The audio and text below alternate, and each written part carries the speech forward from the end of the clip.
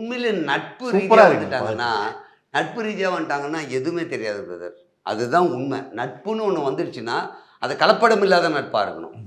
Ego clash உள்ளுக்குள்ளே ஒன்று வச்சு பேசினா எப்போ இருந்தாலுமே ஒரு ஒரு புரிதல் இல்லாமல் இருக்கும். நாங்கள் ஆரம்பத்திலேயே கிளியர் கட்டாக பேசிட்டோம். ரைட், நம்ம 2 பேரும் சேர்ந்து பண்ண போகிறோம். ஓகே. அப்போ ஒரு நிகழ்ச்சியை தனியார் தொலைக்காட்சியில் நான் பண்ணுறேன். இவர் அந்த குரூப்பில் வந்து பண்ணுறாரு, என் குரூப்பில்.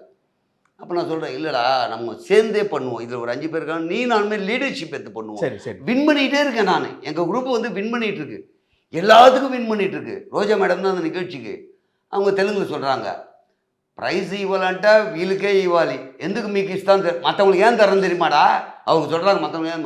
அப்போ தான்டா என்கரேஜ் பண்ண மாதிரி இவங்க காந்துக்கு மட்டும் தான்டா நல்லாயிருக்கு. உண்மையிலேயே ஒரு 8-10 ரன் வின்னிங் வருது. அப்புறம் சொன்ன உடனே அப்புறம் உட்காந்து பேசுவோம்னு சொல்கிறேன்.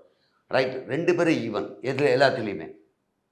அமௌண்ட் வந்தாலும் சரி, ஒரு கான்செப்ட் தான், எது வந்தாலும் எங்கே ஷோவுக்கு போனாலும் ஒன்று அப்படின்னு நாங்கள் பேசி முடிவு பண்ணதா. அப்போ பண்ணும்போது என்னென்னா, ஒரு ஏற்றத்தாழ்வு இல்லாமல் பழகணுன்னா, நான் வயசில் பெரியவன், நீ சின்னவன், நீ படித்தவன், நான் படிக்க, இந்த ஈகோ கிளாஸ் தான் நம்மளால முடியாதுன்றது தெளிவாக பேசினப்போ